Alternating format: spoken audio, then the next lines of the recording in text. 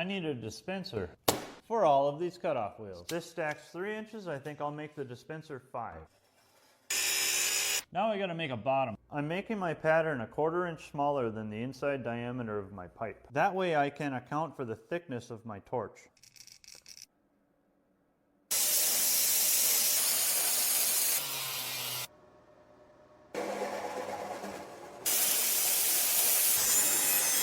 Now I need a weight to hold everything down. Should work. Now here I'm going to mark the center of the pipe and remove just over a thickness of a cutoff wheel. Alright, now we can throw the end cap on. I'm going to put a spacer in here and add a weight.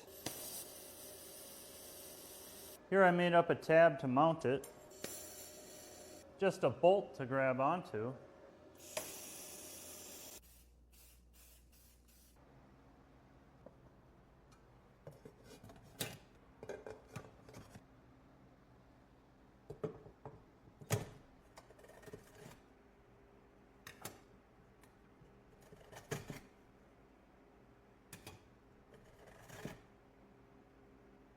That seems to work okay, huh? Better than what I got going on here. That's it for this one. I'll see you on the next.